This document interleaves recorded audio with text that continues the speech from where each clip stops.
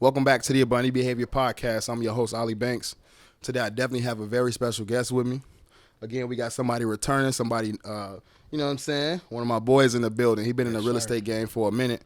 Like I said last time, man, I was in the gym working out mid-set, bro, ran up on me, man, gave me his business card. You know what I'm saying? And I follow him on Instagram, his name Businessman G. Hey, you know what I'm saying? Watched him for a minute. We connected.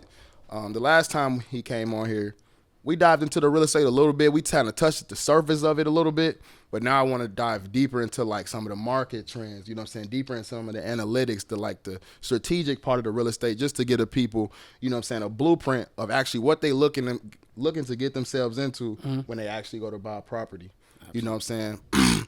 So before we get into it, I just want you to tell the people where you from, a little bit about yourself, and a little bit about your upbringing, man. What got you to this point where you are today? Got you. So my name is Gary Chaney. My Instagram is businessman.g. 23. I'll be 24 next month. Right. Okay. I did 5 years in the military. Served in 3 deployments. I'm from Milwaukee, Wisconsin. You know, so shout out to 414. Okay. I'm always gonna shout out where I'm from. Absolutely. I know you from Chicago. Yeah. Look, you know. Okay.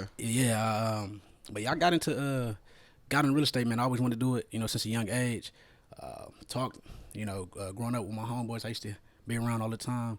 We used to always talk about, you know, owning properties, seeing properties in the neighborhood and whatnot, and was like just curious about who owned them and just the power of ownership, you know, learning at a young age and realizing like very few people in our neighborhoods really own the property. So it's always just had my mind interested in, you know, the ownership of the properties. But when I went on deployment, starting in like 2019, I really started to get more into like reading books. You know, I touched on it before, you know, Rich Dad, Poor Dad was one of the books I picked up. Then after that, man, it just kept going. It's addicting once you start getting a hold of certain information. Once you start self-developing, man, you like, man, I'm really turning into a new person. Absolutely. And then it's that thing where you try to give it to everybody. You try to get it to everybody. Everybody looking at you like you crazy. And that's when you start to realize, oh, it's only a certain percent of people who think like this. Absolutely. Let me learn more so I can Absolutely. separate myself even more. That's what it became for me. I wanted to separate myself. I wanted to know what they didn't know because I knew nobody was interested in knowing it. Yeah. You know what I'm saying? So that's what I got addicted to. With this information, like new information, applying it. Like, oh, this actually works. Absolutely. Absolutely. And you gonna get that divide. Like, for sure. Like the more you learn, the more people gonna be like, man, like it's something different about you. Like, how do you know that? And then you like, you don't know this? Okay, that's what it like. Right, exactly. Yeah. Then you get that tug and pull where you try to bring everybody with you. And that's when you figure out it's not gonna work. You gotta just move in your own lane. How did you deal with that a little bit, man? Just losing friends when it came to like leveling up and sharpening your mind. Man, it's a part of the journey.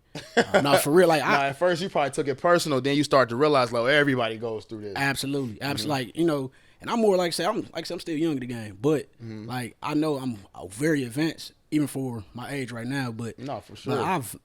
But I witnessed it already. Like, you know, when you start to acquire certain information and knowledge, and you're going around certain circles, you know, you're gonna start to try to elevate everybody to that level. But you understand, like, you could be drowning people as you're trying to submerge them into this information. That is a great point you just proved, man. Yeah. Some people not ready to receive it. Just sometimes you got to meet people on a level. Absolutely. That's one thing that I learned late, man, is because it's like you try to push, and then they get like overwhelmed, or they just like, oh, man, that's too much, and then they back away. Yeah. You got to let people, you know what I'm saying, sometimes just meet them on a level. That's super important. A fact. But at the same time, don't dim your light.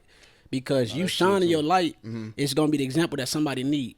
They might not be ready at this point in time, but eventually they will. When they keep seeing you over and over, like, man, let me tune in. Yeah. Let me tune in. He's been on me about it heavy. Absolutely. You that constant reminder, like, bro, hey, this possible. Right. You know, hey, so let me I might not be ready right now, but hey, every time I log on, hey, look at my guy right there. He doing it. Man, he over here. Man, let me get back and focus. Right. You know, so you stand on your purpose and aligning in that, it's going to bring somebody back in realignment to what they need to be doing as well. Exactly. So it's important to don't move from your center, you know. Like I say, don't try to dim your light because you only diminishing the people around you. So that's a fact, man. Sometimes when you like if you neglecting your blessings, that's hindering somebody else's blessing because God wanted to put you in a position so that in 10 years later, this child right here could be in a position. You neglected it, now that child is left behind. You know what I'm saying? Yeah. It's a domino effect when it comes to your blessing. Absolutely, man. absolutely. It's like, a domino effect. It's crazy, man. I just heard somebody say that recently. Yeah. That's dope, man. So when it comes to the real estate, man, and the properties, a lot of people they look at properties as this big thing, like, oh, I'll never have that. It's impossible to acquire, man. But you see it every day. The average person is going to buy a home. So what do you think the mindset a person needs to be in before they even get to the home buyer steps? Like, what mindset should they put themselves in? I deserve this, or this can be mine. What mindset do you have your clients get into? Because I'm pretty sure you deal with clients who don't think they're ready. They get cold feet. Yeah. You know what I'm saying? So how do you deal with that? Well, cold feet is a part of the process, you know, because like I'm gonna be real with you. That's a part of it. Because Like, you signing your house, this is $350,000. You ain't never paid. This not no car. Come on. This not a pair of shoes. That amount of money is intimidating, you know, especially for sure. when you, like I say, it's new. It's new you know, to a growth, lot of people. Yeah, right. growth is new, you know, and when you start to come into new environments, new situations, you like, I don't think I'm ready. Like you say, but you need to tell yourself you do deserve to be here. What the only thing that separates you from everybody else is the information. Right. You know, so when you start acquiring the information, it started giving you a level of confidence that, you know, surpasses that feeling of fear. Yep, you know, that's so true too. Just educate yourself Absolutely. on the process, so that when you're going through it, it's not all new information that Yeah. you're receiving at once. Absolutely, Because absolutely. I think that's where it can be overwhelming. You get in front of a real estate agent like you who knows his stuff, and you just trying to feed them information, thinking that they're ready for it, and they're like, "Oh man, I'm just overwhelmed." Absolutely. You know what I'm saying? So is that a part of your process too? Not trying to over intimidate people with your information? Is that a problem you run into? Absolutely. Like, Knowing how to meet your client where they are, so they're not super intimidated by the process. yeah, so that's important. That's very vital, because I know how it felt when I first bought my first property. You know, I was like, man, I'm 21 at the time, buying my first property. I'm like, I'm reading all these books, you know. None of your friends ever did it. A lot of your family never did it. Yeah, well, my parents owned the house. Yeah, your parents, but your cousins and just people, your peers, you know what I'm saying? So, majority didn't. So it's like, you know, it's a feeling like, okay, I know I'm ready. I done studied everything I need to study. I done did all this, but it's still that, man, but if I do this and, I ain't never been in this unfamiliar territory. Yeah, right. But that's why it's important to have, you know, good counsel, you know, a good realtor that can guide you, you know, and good mentorship as well. You know, go out and find somebody that actually done it. But I try to, like I say, speak to my clients as if I was me in that situation. right, okay, that's you great. know, That's great that you've been in those shoes too. Yeah. Do you think that's important when you find a realtor? Is somebody that also owns a home? Is that important as well, or do you feel like it's not really important? Ooh, I'm gonna get some little feedback from this one, but Because you know, man, I used to sell life insurance, man, and the first thing they ask you is, do you have this product? Yeah. And I've always able to tell them I do have this product. I actually have two. So and it feel good being able to tell them that, yeah, right? So do you get that question a lot? Well, do you own a home? You get that question a lot? I Not don't, really. Me personally, I don't, because Okay. the level of information that I provide, right. it kind of like they gives them my trust already to begin with. Okay, got you. You built that rapport through the you know what I'm saying? But I'm not gonna say you don't. I'm not gonna say a realtor needs. Has it ever helped you? Is what I'm saying. Has it ever was a key? Like, okay, so I do validate that information because you do own one yourself. Absolutely. So I like I said, I understand. A lot of our people want to see results. You can tell them a lot of information. Yeah. A lot of them they want to. How am I gonna get paid? Yeah. Where is this money coming from? Yep. Have you done it? Can you show me? And that's valid because in our community is we don't. because no trust. It's a lot of people talking. You know, like for real.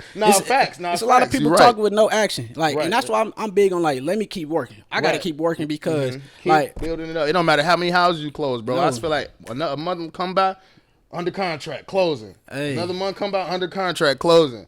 Hey, but that's like say getting around a good team and just like that consistent, you know, routine Right. Absolutely. That routine is super important. Yeah, you know, but like I say, it's like it's important to continuously do the work, you know, because you don't want to keep talking your way into because you come all talk and then they like, well, where are the results? Yeah, you gotta show people. They want to see. I'm the same way. I'm like, okay, No, so, I mean, you know, so I'm like, okay, let me put in the work. I'm gonna let the work speak for itself. You know, so and as you work, you don't do a whole lot of talking either. Like, you know what I'm saying? You just work, you do your little content, and you just that's like, you know, and I try to, you know, continuously, obviously, you know, be human, be myself. You feel me? But, facts, yeah. But like, that's important too, man. Being your real self on social media, letting people see I'm transparent. You're not just businessman G. You also a human. Because man, I've had a lot of people come up to me like, man, you drink alcohol? Like, man, I didn't even know that. Like, I mean, I just bro, I have a podcast. It doesn't mean I don't drink Yeah, alcohol. you still I'm a human you. being. You Yeah. know what I'm saying? So Absolutely. that's dope, Yeah, man. like it's like I say, it's important to show up as you because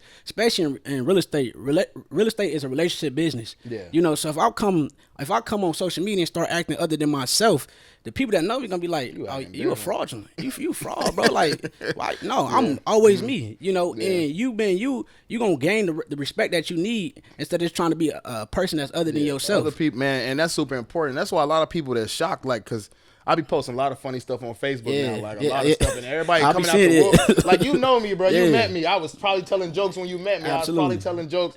I really was like, I feel like that's gonna make me like a goofy. Like, I don't want to be known as no goofy, but that was a side of me. A lot of people's like, bro, why you don't bring that funny side out in your podcast? Why you Yeah. don't put that on the internet? You know, I met you. You know what I'm saying? Yeah. So that's why I started walking into that, because I started to notice, like, okay, you trying to put up this image. Yeah. Like, that's you as well. You have Yeah, a you serious have side, that, yeah. but you know what I'm saying? You Yeah. have another side as well that you Absolutely. hide in front of people. They want to see that. That's true. That's what makes you human. You know what I'm saying? Yeah. Knowing that you're not just a serious person. You can laugh. You can joke. Yeah. You can actually like interact with Yep. the regular day-to-day life. Because a lot of people look at you like, okay, he think he better than me.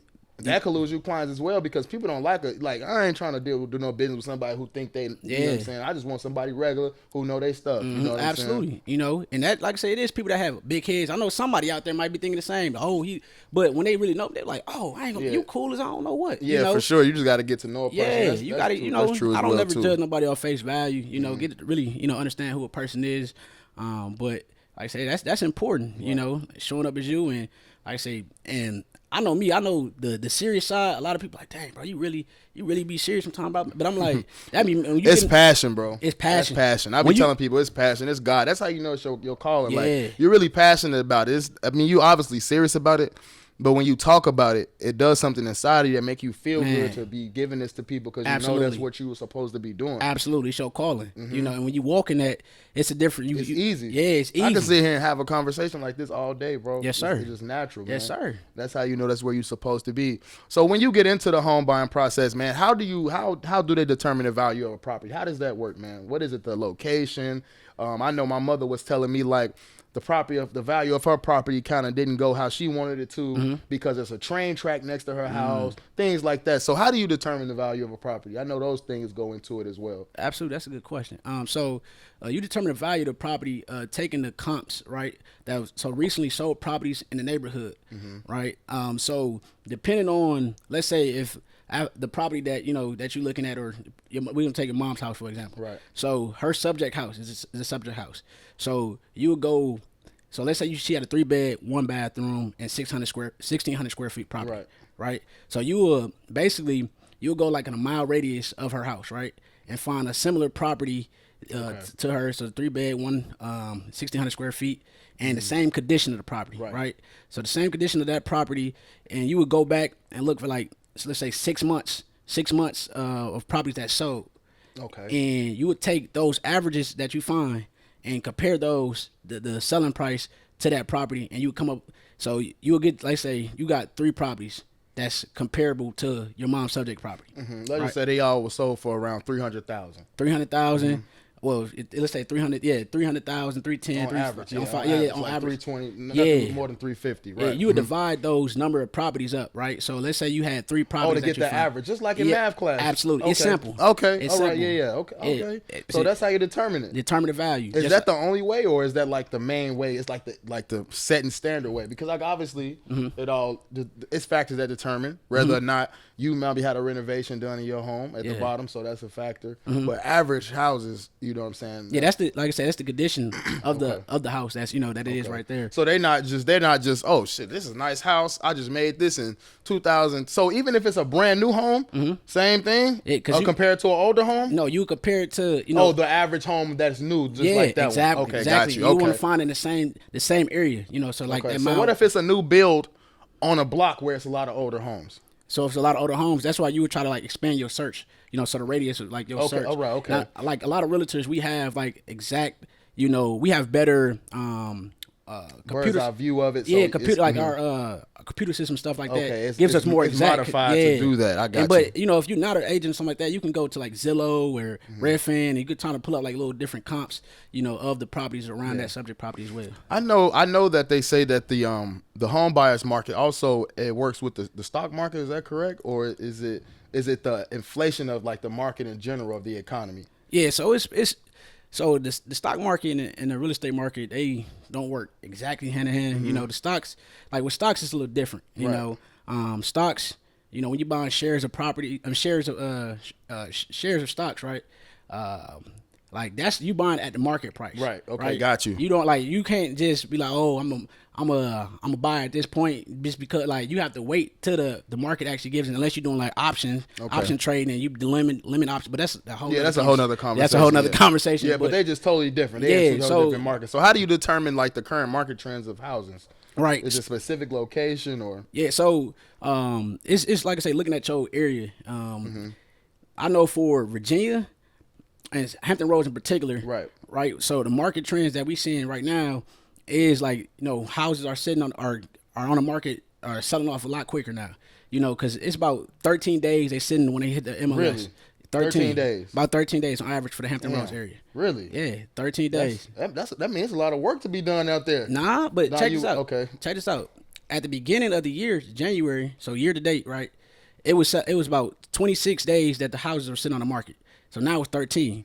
Because now we're going into like PCS season. A lot of we're in the military area. Okay, right, got you. A lot of people are selling. Yeah, a lot of people are selling. It's in the springtime, you get way more people that's selling houses and whatnot. But if you look around in the United States in general, houses are sitting on the market less right now because, like I said, the season we in as well too. So is it season thing? Is it seasonal? So yeah, it's seasonal. Sometimes, like I say, in the wintertime, people don't really want to move. It's just inconvenient. Yeah, absolutely. Nobody want to have a moving furniture in the cold. Yeah, I got you. That makes sense.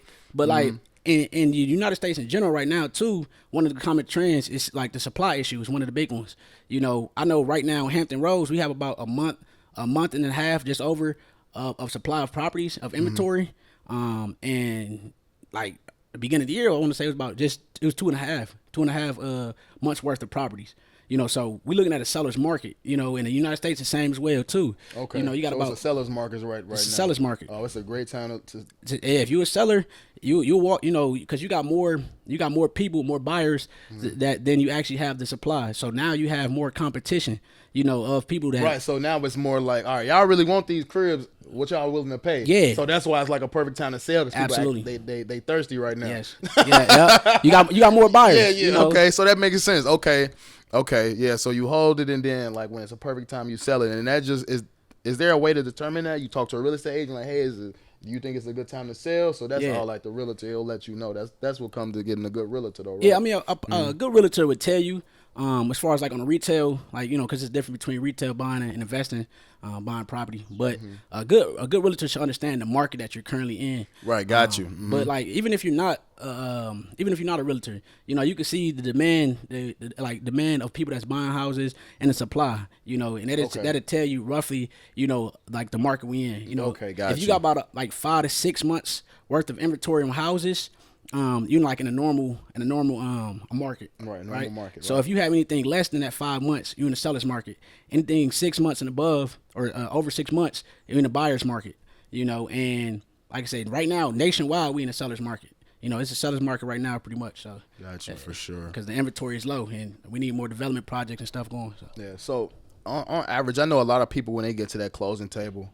A lot of people thinking like, man, I got to put a bunch of money into the closing costs. So how much do you think a person should probably budget when they're looking into buying a house for their closing on the home? Got you. So depends on the price point that they're trying to buy. Okay. So if you're looking about like a $150,000 home, you typically need about $6,700 or roughly around that range. If you're looking at like a $250,000 house, you need about $8,700, somewhere in that range. $350 is about $10,600. In that range, and then just keep going up, as you go. But it depends on what range you're looking at as far as you're trying to buy a house. I know a lot of military people, man, too. They think that the benefits of being in the military, it waives the closing costs. Is that a common question that you get? Is the closing cost waived? Is the closing cost waived for veterans or active duty? So it's negotiable. Okay. I think a lot. But isn't it negotiable for everybody though? It is. Okay, It right. is. You know, but I feel like that's the common, you know, miss. Because we just think we got all. Yeah, Because everything free. they Yeah. tell you VA loan, you can just walk in the house. That's the thing that they tell you. That's one of the selling points of being. You just get the VA, you can walk right in the house. And that's But the not thing true. is, they mix up down payment and closing costs. Those are Gotcha. two different things. Down payment you know, and closing so costs, right. with a VA loan, you don't have to put down a down payment, but you still have to pay closing costs. You know, the attorney fees. Okay, and got you. All that. Oh, other the stuff, closing yeah. is like the day. Yeah, the closing, right. fee, all the stuff that you the cost that you acquired over that time. Okay. Yeah. So a lot of people get that confused because I know I had it confused at Yeah, first too. yeah, it's good. I'm Yeah. like, man, I don't need nothing. $0 Yeah, down. which- Like look, buying a what- used car. Like Yeah, what you don't know, you don't know though. Yeah, so. no, that's a fact, man. Yeah. So what's the difference between a fixed rate and an adjustable rate in mortgage, man? Yeah, so a fixed rate is when you purchase. So when you purchase that house, you already locked in on your interest rate that you're going to have for the duration of your ownership of that property. Right. With adjustable, it moves. It moves with the market. Okay. You know, so it might be fixed for a certain period of time, but then after that, it adjusts with the market. You don't really see commonly a lot of people get adjustable rates. Because it might shoot up all the way, but it might be down to 1%. But who knows if that? In this economy, man, good luck. Look, yeah, good luck. So that's something at the closing table that you discussed, or is that something that you discussed beforehand? Hey, that's something that that we discuss. Okay. Before we do the pre-approval and whatnot, and then the lenders that we work with, explain to the clients as well, like the more the financial aspects. Like I have, I could cover certain things, but certain things I would like for my lender to go over. Right, exactly, a right. little bit more Just to detail. keep the lanes. Don't miss Absolutely. the lanes. Like that's not your Absolutely. lane. That's his profession. Yeah. And you stick to it like that. Yeah. So how can you? What are some ways that you can improve your credit score when you going to purchase a home? I know that's one of the biggest things that stops people Good from question. going into a home or getting approved for a home or Good the home question. that they want. You know what I'm saying? How can they go about improving it, and when should they look to improve their credit? That's a good question, bro. Man, it's like you should get your credit aligned before you even go looking That's for the a house. first thing before First you thing. even put your mind on the house. First thing, because And the what's lend- and before you get into it, Okay. and then at the end, what's like the average credit score, and to say, okay, I'm good. I think I want to start. Yeah, okay, got you. So, you want me to answer which one first? No, answer that one. Then you could. Whatever. Okay, I just got want to you. throw that out there. I feel it.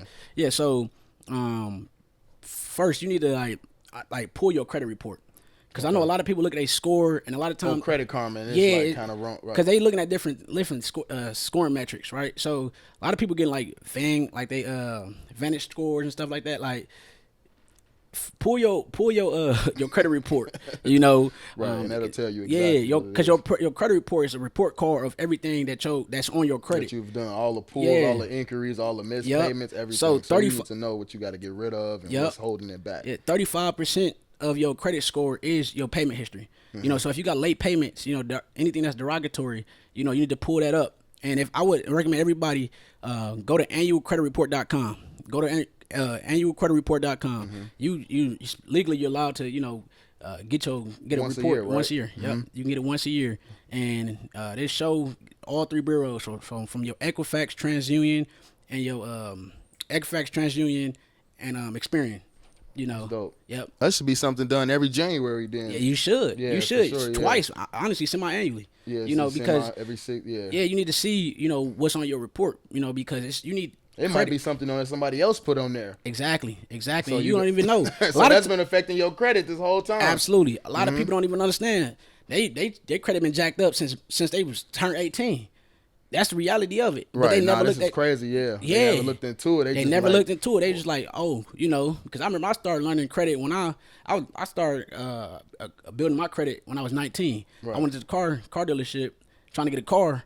I was like, you a ghost creditor. I'm like, ghost creditor? Oh, you don't have nothing, but Yeah. you don't really Yeah, it own nothing. You ain't, and Yeah. it's not negative, but it ain't positive. Yeah. You're like in the middle, right? Yeah. And it's easy to get that up. It's like it only took me 4 months Yeah, to the get. utilization shit. Yeah. You buy some Yep. gas, they just want to see the history, like see Yeah. how you are paying stuff back. Absolutely. But like, Yeah, that's one thing that I got wrong as well too. Is I tried to buy stuff and then pay it right back. Yeah. That's not how it works. That's They want not to how see it works. over time how you utilize the Absolutely. credit over time and how many lines you have open. Absolutely, that's a fact. So that 35% is your credit history, and your 30% is your credit utilization. And that's real big, right? Yeah, there. so you talking about 65% of your credit score already. That's a big. That's a huge. That's already factor. what you had, a D plus. You got them two, bro. You already. I'm telling you, Yeah, just going back to the drawing board. I'm telling you, Yeah, bro. no, for sure. Yeah. Nah, I got you, bro. Facts, man. Yeah. So yeah, okay. So So, those are two things yeah, right keep there: that- the keep up- utilization yep. and the history. Yep. So, understand when you have your credit cards, understand the amount of the percentage that you're using on that credit card, because you might have a $10,000 credit card, like the limit. But if you got $5,000, That's 50%. 50% utilization. Yeah. You know, but we like once you start understanding that, you understand. Oh, I gotta spend these 30%. Okay, 30%. That's 3,000. Right. But if even better, 9%. Okay, 9%. That's 900. Like you feel like yeah, so like, yeah. it's just, man, and then but you see, man, a lot of people don't trust themselves with all that money. Nah. You give somebody 10,000, they like 10 first thousands. I just Yeah. pay this back. I got a life to live. Impulsive spending. Impulsive spending, yeah, nah, for sure. And it's like, when you don't have or never had a certain degree, it's like a lot of people find value in external things, material things. And it's like when you really start to get in tune with yourself, and I know I'm getting real deep right here. No, go ahead. This is this for Bundy Yeah, behavior, bro. Go yeah. ahead. When you start really getting in tune with yourself, everything you need is inside of you. You already been No, blessed that's with facts. it, And like I said, I don't find no value in, oh, I got designer. I don't care about that for real. Like, No, yeah. when you start realizing it's all about how you wear something, how you look in it, the fit, like all of The that. person, man. Yeah. The God body. That's what I Come tell on, people, man. come on. I walk around in Come on. H&M Come- shirts, yeah. Old Navy jeans. Come on, it's $8. I'm trying to tell you, I put it on, I'm gonna make it look like it's luxury. You hear me? You know what I'm saying? My focus is on the right things, man. Yeah. You do that come with time, maturity, and just Absolutely. learning and having too. Like Yeah. you have it and you like you still broken. You have all this and you still depressed. You have all this and you're not fulfilled. Oh, yeah. You know it's God and your purpose that drives you in your fulfillment. That's where it comes Absolutely. from. 'Cause All the earthly things, man, they hit a day and gone tomorrow. Absolutely. I know people that had the money and still off themselves.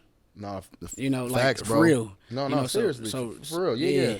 You gotta really, find the value in who you are. That's Nah, for that's sure. first That's and where the foremost. value is from right Yeah. there, man. Yeah. So we jumped around. No, but yeah, go that ahead. 35%. So you got that 35% credit. 35% of your credit was that payment history. Then you got the 30% utilization. You got 15% the length and credit. Your length and credit. Oh, like how long it's taking you to pay it off. No. The length and credit history is how long is your oldest line that you open up. Oldest line. So when did you first start using Absolutely. credit? Got you. Absolutely. So that it increases over time because obviously with age. Obviously with age. Yeah. And then you got 10% of credit mix. So you got installment, you got revolving credit, which is credit cards, and let's say you got a car loan, and more. It makes you look healthier, because you got different types. Different types of credit. Yeah. Card, credit card, Yep. And personal loan, school loan, things like that. Just how can you utilize different money and build different relationship with different people? Yeah. And that last 10% is your heart increase.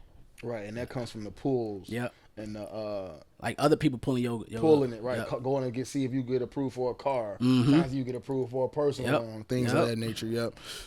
So what are some of the pros and cons of renting and buying, man? If you could get into that a little bit. Yes, indeed. So I know a lot of people, man, they like, man, I'd rather rent. I don't want to deal with house, man. I don't want to cut no grass. Or somebody like, man, my kid, he be making too much noise. I just want it somewhere where I don't got to worry about the neighbors. You know what I'm saying? yeah, So, yeah. I mean, that's understandable. Like to each his own. If you want to rent, that's totally on you. I don't force nobody. I help. Wherever you want to get. That's where I'm guiding you to. But the pros of renting is obviously you're not tied in with a mortgage. Right, As exactly. far as like a 30-year, mortgage, you can't just up and get out of it unless you sell the property. I mean, but you can. Like, so a lot of people think they stuck once they get the property, but that's not the case because it's depending on when you buy, you can get the equity that's building up, which is a pro of owning a home. The equity. The equity in the property that you get over time, as your house appreciates. When you renting, obviously, like I said, you can move around how you want to move. You rent from here to here. You don't have to worry about month to month if you want. yeah, you can do month to month. You don't have to worry about the outside maintenance of the house and stuff like that, depending on what type of property you in. Yeah. So, but I've seen, man, sometimes the rent can be higher than what people paying for mortgages. Because some of my friends pay like $1,200. I'm paying like $1,600 for an apartment. Yeah, You know what I'm saying? yeah, yeah. That's a con too. Like when you depend on when you buy your house. Let's say you bought a house back in like 2021. You got a mortgage at $1,500. If you got a fixed rate mortgage, It's That's locked. that. It's locked in. That's what you paying throughout the duration. Yeah, the apartment, man. Every time you renew your lease, they like hidden fee. Yeah, They you throw in another 50. You could look at an apartment almost like an adjustable rate. Because fact, because it does that all the time. Because the landlord, especially if you're on a month to month. Yeah, because the landlord is most likely on a fix, but you on adjust because he got to make this money, off of the landlord. I mean, off the tenant. So it's a part of it. Like, it's like I said, that's the pro and the con of it. No, that's the back end. Yeah, so you just gotta sit back and see what you want. Absolutely. What you want. Nothing is right, nothing is wrong. And you get a lot of people on the internet arguing all the time. Like, you need a house, you should get a house, everybody back, you should sell, bye. But it's like to each his own, man. Yeah, that is true. But I do think it's important to own property. No, yeah, for sure. You're gonna buy the block. Like we gonna buy the block for sure. Come on. Yeah. And understanding too, I know a lot of people say, oh, I want to wait forever. I want to wait. Like, if you looking around and you paying attention, a lot of these big companies are buying up a lot of these real estate, like single family properties, like big trend, like that's going on, like Black Rocks, and I don't even know why, bro. Is because they're trying to control. They know how power. If they could take these homes, either make them just enough where they could pay the rent, or make it too much where they can't pay. They can either move them out, or they can either keep them where they want to be. Yeah, that, like I said, you own the land now. You got to pay rent to them.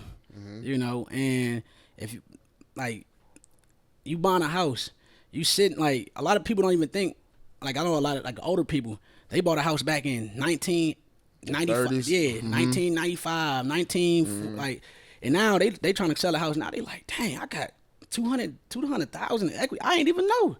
And that's the power of real estate, and that's only imagine if you had multiple. Come on, though. That's what you're trying to get to. Absolutely, and you make the money when you buy. So that brings me to my next question. How does somebody utilize their VA loan but maximize the utilization of the VA loan? Because you have some people saying you can use it multiple times. Some people saying you can only use it one time. Can you break us down how somebody can maximize that? Like, if they want to get out the Navy and they want to just use this VA loan to their best advantage so that they can, retire themselves through that process. Could you explain that a little bit? Yeah, so you can. There's multiple ways to skin a cat, but the most effective way. Absolutely. Like, you can live in, like, technically you're supposed to live in it for a year if because that's technically mortgage fraud if you don't. Right. And you find out all that. That's a disclaimer, for sure. You're supposed to be in a property paying utilities for one whole year before you move to a different one. Absolutely.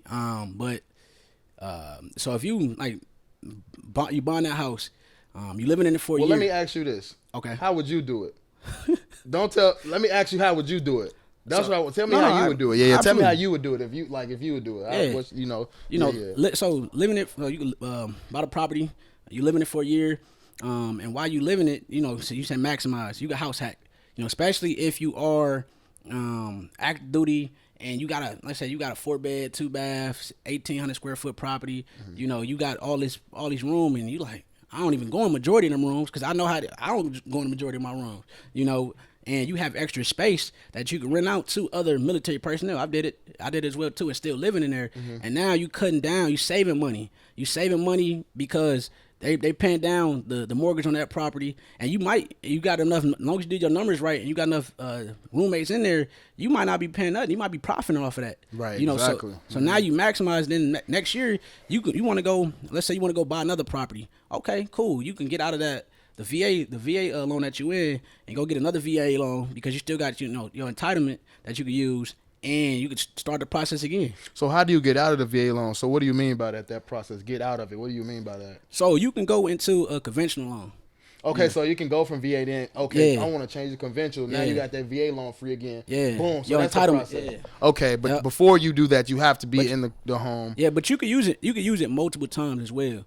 I know people personally have done it, 2 times, 3 times, and whatnot. Like, if they want to invest in real estate. So it's just going through that first process repeatedly. Yeah. Until you have monopoly everywhere. Yeah. So, but 2 is like, that's when you're going to invest in stuff. So yeah. Like, right. So like, if you trying to invest into it as well, too, you got to understand your numbers. Because I know you can get stuck. At a certain properties because you like, okay, you got you thinking it's gonna move or this gonna pay me this much, but it really not doing what you expect. Yes, you got turnkey properties. That's 500,000. You might be raking 600 off of, like, if you ain't going in with the initial game plan, like, you need to understand why you're doing it before you're doing it. Before you actually go acquire those properties. Gotcha. Because then you look back, you're like, oh, dang, well, I already bought it now. I don't have a clear exit strategy. Game plan. Yeah, you got to have an exit strategy. You don't have nobody, no potential tenants. Yeah. You don't have no potential, like, what you gonna do, no sale, no buy. So it's just like, okay, now you got this property. You know Absolutely. what I'm saying? So what are you gonna do with it? Yes, indeed, and that's indeed. Okay. So like I say, it's important to understand your exit strategy. Okay, for sure. And this brings my next question, man. Come on. What you been a real estate agent? How do you find a reliable real estate agent? That's a great question. Referrals is one of the best ways. So contact other people that have purchased property. Go to them, ask them what they think. You know, I would say social media is the first one, but you can run into people on social media that's might not have the best customer service, or might be some flaws. Because you can't go off everything that you see as well. But when you contact somebody, ask them like, oh yeah, they were great. You know, reliable. It's a referral based business. Yeah, absolutely. You know, It's all about relations. And if you're watching this and I don't care where you at, if you need a realtor, and I don't care if it's Atlanta, Florida, Chicago, New York, San Diego, contact me. I know a lot of people. I know a lot of people, a lot of agents that's producing. Yeah, producing, not just agents, and that's really in the business making moves every day, So reach out to me, businessman.g on Instagram, or you call, my number 414-712-9333. Nobody's selfish. We're gonna get you where you need to be. It ain't we about gonna, keeping everybody. It's about just servicing the client. I'm trying to make sure everybody that like I say, servicing the client. Yeah, servicing the client in the community. Yeah. Referral based business as far as finding the right real estate agent, and then sometimes it could be like the connection that you find. Like that's important as well. Like absolutely, when you meet that person, if this person kind of like it's a relationship. Because have you ever had any awkward clients where you felt like, oh man, I don't even like this is a kind of awkward process, but we got through this. Yeah, I mean, but you're a people person, so you're able to like adjust as well too to everybody. I understand my audience, and that's key. Absolutely, understanding your audience. Indeed, so knowing who you're talking to and the type of people that they are. Being in the military, I guess that kind of made it better for you anyway. Yeah, because you got used to being around a lot of different people from different places, so you know how they act and you know how to act around them. You know what I'm saying? My upbringing too. Like I went to one of the most diverse schools in Milwaukee, Wisconsin. Shout out Rufus King. 414. Yeah, for sure, man. So it's like being around different environments really just teach you how to connect with other people, and just at the same time still being yourself.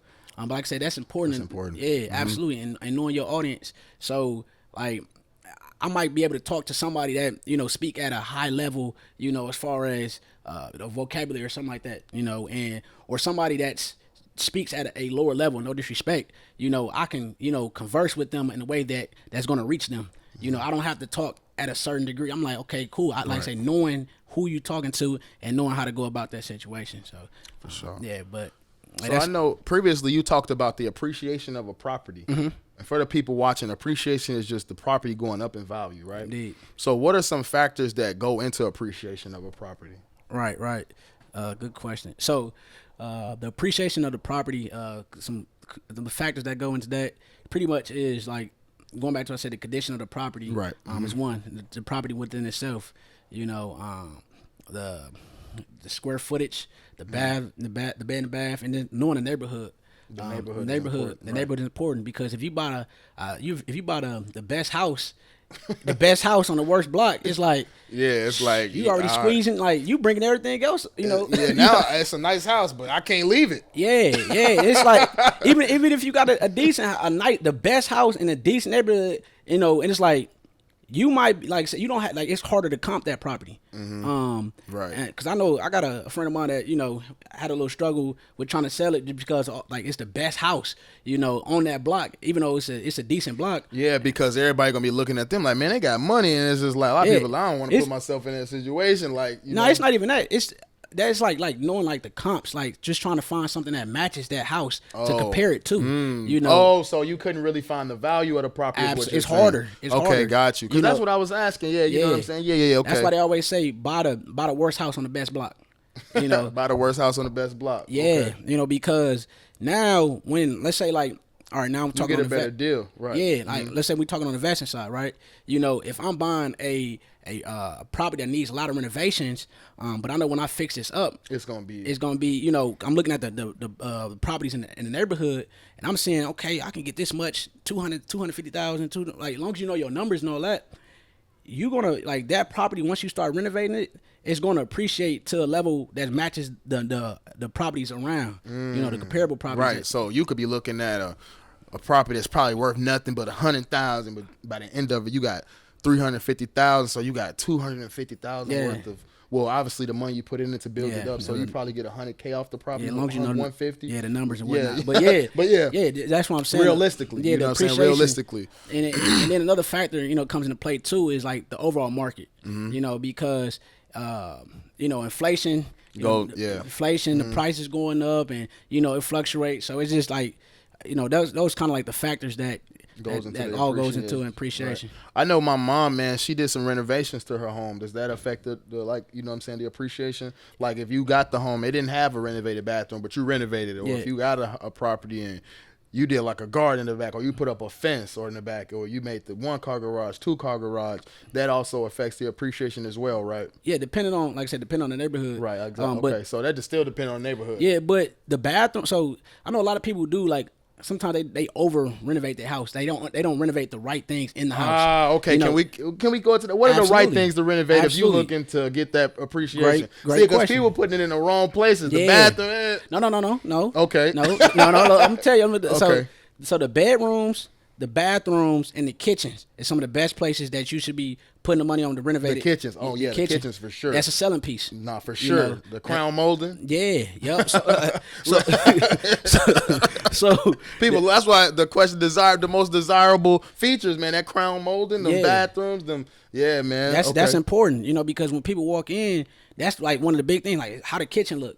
Is it spacious? Is it big? Is it family? Absolutely. Is it right by the living room? How does it set up? And imagine where you spend majority of your time at. The living room and the kitchen. The living room, the kitchen, on the bed. Yeah. Mm-hmm. So it's like, especially, and I'm here too, and I'm listening to, clients when I walk them through properties too, that was like, man, the house is nice, but the bedroom's small. Yeah, no.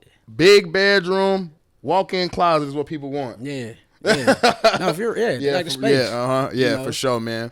So how do property tax work? I know a lot of people talk about the property tax on the houses and it's going up and it's like $400 on top of what you pay. So how do property tax work? Yeah, so it depends on the county. Like like property taxes does fluctuate as well. But it depends on the county because I know like here in Hampton Roads, Norfolk, Portsmouth, and I believe Chesapeake, you pay quarterly taxes, right? Okay. And I know Virginia Beach, Suffolk, Hampton, Newport News, I think you all pay those semi-annually. So it all depends on your county that you pay the taxes. Okay. Yeah, so is it a whole lot of money? It just depends. Huh? It depends. It go up and down. It could be it depends. 209, be 300. So that's nothing that the buyer can do to avoid the property tax. Because what if the property tax gets to the point where they like, man, I cannot afford this house because of the property tax? I ain't really heard too many people. Yeah. Okay. But that could it depend on somebody's financial situation. You just haven't really heard too many stories where that's because after you sell the house, I guess you really don't deal too much with the client after the. No. I stay in touch. I try to stay in touch, because like I said, it's a relationship. So I guess that's another good way to find a good realtor, like things like that. I think once that house sold, people I got my check. Yeah, so I just reaching out, making sure your clients are straight because they might have questions. I try to think about everything from a relationship standpoint. When I'm full transparency. When I first got into real estate, I was thinking more transactional. Everything I'm like, cause you're like, dang, I need the money. Right. I need money. But it's like when I unlocked something different when I started to really focus on like really being genuine and the relationship based of real estate. The relationship based business. That's important. And understanding, you dealing with people. These people that genuinely seeking your advice. Nobody wants to feel like they got screwed over. Nobody in the transaction wants to feel like they got screwed over. Absolutely not. Absolutely not. With big purchases, man, that can be anxiety can be hot. Yeah, they putting their trust in you. Yeah, man, bro, ran off on me. Yeah, absolutely. And that's bad for business because man, don't trust business, man. Gee, nah. We don't want that. Nah, that relationship based business can go good or bad depending on how you doing business. Absolutely. So that's why I most definitely keep my character intact and make sure I do genuine business. For sure. So what's the process for buying a foreclosure or a short sale? Yeah, so And can you just explain the difference for the people? Like, you know what I'm saying? So a foreclosure is involuntary, right? Okay. So a foreclosure, the bank already seized your property. Because you wasn't making payments? Exactly. Okay. You know, or like I say, you foreclose on the property, you didn't pay them, they taking the property from you. The short sale is more voluntary. You know, so let's say a borrower comes along and they wanna buy a property, but they want to pay less than the amount that's owed. The lender has to agree to it. You know, so it could take a little longer for the short sale. Because like I said, the lender has to agree to it. Yeah, those like the people that work at Quicken Loans, right? They call you and ask you if you want to sell your house. So it's mad, but the foreclosures they take typically about 45 days. Okay. And you got to actually go to their websites. I heard you can find some foreclosed properties for cheap. Like they just letting them go sometimes on like a. Depends. Yeah. Depends. Like you got to go to the bank's website that's on there. You got to fill out, you know, the bidding price on that auction. You know, but you go in there.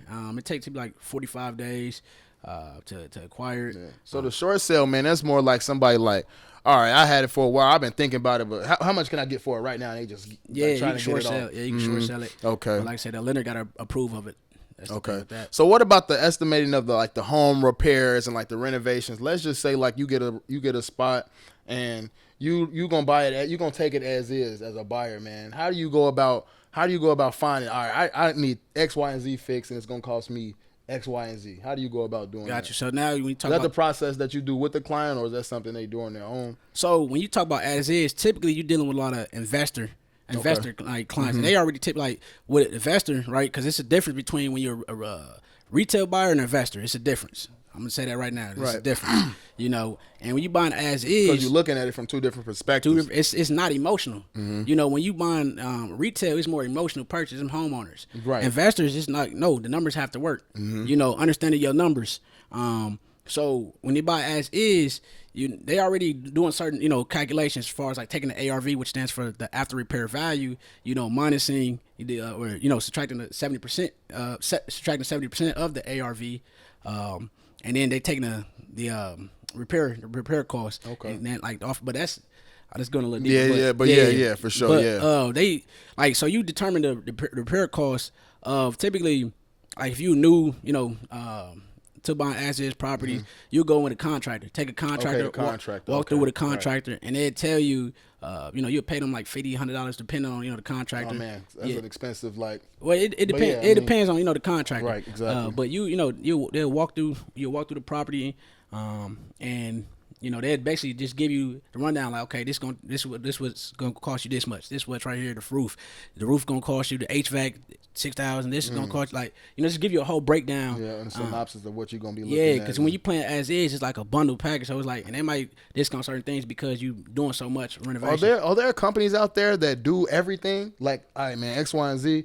I want to get this to y'all. I need all this work done. Is there companies that do that? Okay. Yeah. So typically, like when you buying investment properties, it's hard money lenders it's different means, but hard money lenders. You have so you could bring your own cash. You could bring a private lender. You know, so the private lender is just somebody that you may know. Anybody with a large sum of money that want to lend. Do you pay them on the back end? How do they get paid? So you pay them. We go. Yeah, we kind of. Yeah, we go. I ain't going to confuse nobody. Yeah. But no, we'll get back into it, man. I appreciate it. We gotta have another episode, man. Get deep into the investing side because that's different. So this is really for home buyers, right? But the investing side, I'm kind of intrigued too because there's a lot on that side to make money. You know what I'm saying? So what can be some of the risks for the home buyers, man, in real estate? Like the investing in real estate, what are some of the risks? Because I know a lot of people have anxiety built up. And man, just putting the risk out there can just educate people on how to be, you know, have more knowledge on those risks so that they can go forth and, you know what I'm saying, not have those fears anymore. Absolutely. So some of the risks, you can go go bankrupt. You can lose it all. No, facts. You know, like I'm gonna start from, you know, the biggest thing to trickling down. But not having an education and getting caught up in FOMO, which is fear of missing out, can cause you to being upside down, owning a lot of money. To mitigate that risk is getting a proper education, getting a proper team, mentors, educate yourself, read books Before you go into it. You know, and we talk about home buying. You know, like I say, just if you know somebody that purchased property, reach out to them, contact them, ask, and then do your own due diligence as well. You know, and like I say, having that proper realtor in line too, that can guide you to getting the right the right information is important. But if you do buy a house and you don't buy it correctly, like I say, you can lose it all. You can lose it all, and that comes too with a good realtor too. Yeah, it's, you know what I'm saying. Like I said, so if you got the right people in place, all that stuff can be avoided. Right. Exactly, you know, but like that's more so like I know a lot of like investors, like when you first time trying to invest into a property, and you just trying to like, cool, you seen somebody do it, you want to throw your money into it. And if you buy it wrong, I'm telling, because you make the money when you buy in real estate. I'm gonna keep saying it. You make the money when you buy. So if you came in and you not knowing, what's a way that somebody can buy wrong? Buy wrong is not understanding the formula of what they buying, like, and how the interest rate they locked in, a property tax. It can just get overwhelming to a first time home buyer. Yeah. And you know what I'm saying? At that point it's yours. Yeah. But like I say, if you got the right people in place, all that stuff. So just do your research. Yeah, man. do your research. You know, do your due diligence. That's important. Don't just take everybody for their word. You know, for real. Nah, for real. Your name is on. That's a lot of money, man. Absolutely. So that's why. Look, so even if your real estate agent tell you something, go fact check it. Go fact check it. Fact check what I say. You gonna come back to me and tell me it's right, because like I said, I take my time and I study, and I'm ensured that I'm giving out the proper information. Right. Because if I'm not, that's a big deal. Absolutely. We ain't just talking about no T-shirts. No. You told me this was real cotton. This ain't no question. I can always come back and get this. Yeah, you know what I'm we saying? talking about thousands of dollars. You know, somebody hundreds of thousands. Ain't no hundreds of thousands. Somebody's biggest purchase they probably gonna make in their life. No, you know, so it's important to do the proper study and due diligence on it. So I mean, I was talking to my friend. I remember you mentioned last time there's a way for veterans to like get like a renovation loan for their house. Can you talk about that for a little bit? Yeah, so it's called the it's slipping my mind right now. It's called, if you forget the name, no, the VA. It's the VA renovation loan. Okay. So it just you're able to get a small renovation on a house. Let's say like windows, kitchen. It's not like a full gut. Okay, but they're like tied small, in. Yeah, they'll tie it into your mortgage. Yeah. Okay. Yep. So, but it's not very common that I see it, but it's not a possibility. It's something out there. Yeah, okay, absolutely, cool. absolutely. Oh yeah, I just want you to touch on that, man. I appreciate you came out and dropped a lot of gems, bro. A lot of information, man. I hope you guys have your pens and pencils, notepads, man. This was a lot of information, useful information, especially the portion where you talked about the credit utilization, man. He broke down every percent. So if you just take those 5 steps on that percent, man, you will be in a way different position. Because I know I'm going to go back and watch this, and I'm going to take notes as well, man. Yes, sir. My boy, yes, sir, man. Gary Chaney Jr., man. I appreciate you, bro, dropping gems.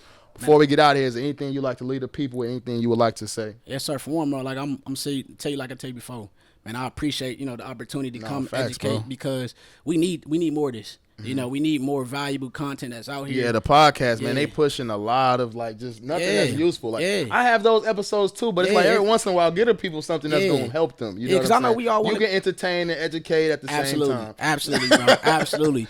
So man, I do appreciate what you're doing to keep bringing it to you, and like for the people watching, truly you got to believe in yourself. Facts. Understand that it's possible. Facts. And it's something that even people that got the most money and the most education out there, like, you have to divorce yourself from a certain mentality and to believe that you deserve to do whatever you want to put your mind to. Not just real estate, life in general. Yeah. Like, understand you here for a purpose. Walk in your purpose. Facts. You favored for a reason. You gotta walk in it. Don't be afraid. Don't be afraid. You gotta walk in a room like you sent. Yeah. Like God sent you up in that room. Nah, for sure. People think it's cocky, man, but that's just what I said. That God body. Come on. That's God body, man. Come on. Something I want to leave him with, man. We was just talking about it before the segment, man, and I said it's no secret tool to win. It's just either winners win or losers lose, man. So if you're in the Navy or if you're in the military, man, this is for my military folks, and you looking like, man, I want to get out, but you're doing very successful in the military, man, even if you're not doing super successful. How you do one thing is how you do everything. So before you get out, man, I want you to have like confidence in yourself, knowing that if you winning on the outside, that's going to transition into you winning over here. And if you're losing on the inside, when you come out here, you keep that same mentality, you're going to struggle. Yeah. So you need to lock in on yourself, find your purpose while you're in, because when you get out, a lot of people struggle with finding a new identity. Absolutely. Trying to find a new purpose. And that's where you get people out here broke, miserable, saying they wish they never got out. You need to find something that's you. Talk to God about it. Yeah. And just put in the work. Nobody want to do the work. Do the work on yourself first and then just grind, bro. Yeah, and that's another thing that you brought up too. You know, when you get out, you know, because I want to throw this in here. Like, a lot of people think, you know, once you get out, oh, I'm ready to buy a house. But it's like, you just changed your income. You just changed your job situation. A lot of people try to get out. A lot of people get out. And they like if you get out and you get into the same career path, that's cool because it's the same line of income. Yeah, income. Even if like not even just military in general. You know, if you got 2 years of job history and you plan on buying a house, hold on, just don't quit just yet. You know, be strategic. You know, Right. Sometimes you got to sacrifice. You know, don't be so emotional when you're trying to do logical things and improve your life. You know, exactly. Yeah, Dope, so I just want to throw that in there. No, facts, man. This was a dope episode, man. My boy Gary Chaney Jr., Businessman G. Yes, sir. Tell them your Instagram handle one more time for us, man, where they could reach you, bro. Absolutely. So it's businessman.g. So that's BIDNESS.G. Exactly, man. Hit them up in the inbox if you have any specific. I'm tripping. Oh no, go ahead. BIDNESSMAN.G. It's all good, man. That's on he gonna be YouTube tagged too. in the content. He gonna be tagged in the content and everything too. But yeah, man, hit him up if you got any personal questions, bro. You know, he be in the gym doing a lot of muscle ups, so he be real strong. Sometimes you just give him a break, man. He ain't be in the gym a lot, so just he'll get back to you when he come out the gym. I don't know about no gym. Man, this is a dope episode, man. This wraps up episode 11 by the block. I appreciate you guys for coming out and staying tuned. Stay tuned for the next episode because we only getting better.